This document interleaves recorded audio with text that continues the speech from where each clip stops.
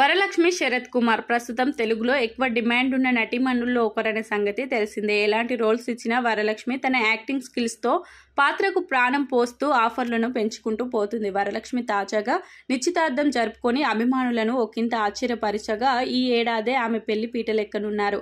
అయితే వరలక్ష్మి పెళ్లి చేసుకోబోయే వ్యక్తికి ఇది రెండో పెళ్లి అనే సంగతి తెలిసిందే. ఈ విషయంలో వరలక్ష్మి శరత్ కుమార్ను టార్గెట్ చేస్తూ కొన్ని ట్రోల్స్ సైతం నెట్టింట వైరల్ అయ్యాయి. అయితే తనపై వచ్చే కామెంట్ల గురించి రియాక్ట్ కావడానికి ముందు వరుసలో ఉండే వరలక్ష్మి శబరి సినిమా ప్రమోషన్లో భాగంగా తనకు కాబోయే భర్త గురించి మాట్లాడుతూ కీలక వ్యాఖ్యలు చేశారు. వరలక్ష్మి పెళ్లి చేసుకోబోయే వ్యక్తి పేరు నికోలాయ్ సచ్దేవ్ కాగా మా రిలేషన్ గురించి ఎవరు ఏమనుకున్నా పర్వాలేదని ఆమె తెలిపారు. మా నాన్న 2 పెళ్లిళ్లు చేసుకున్నారని ఈ సందర్భంగా ఆమె గుర్తు చేసుకున్నారు. సంతోషంగా ఉంటే 2 పెళ్లిళ్లు చేసుకున్నా తప్పులేదని ఆమె తన కామెంట్లతో క్లారిటీ ఇచ్చేశారు. నిలోకాయ్ మాజీ భార్య కూడా నాకు పరిచయం ఉందని, ఆమె యాటిట్యూడ్ను నేను ఎంతగానో ఇష్టపడతానని వరలక్ష్మి పేర్కొన్నారు. నిలోలాయ్ మొదట నాకు ఫ్రెండ్ అని, 14 ఏళ్ల క్రితం అతనితో పరిచయం ఏర్పడిందని ఆమె తెలిపారు.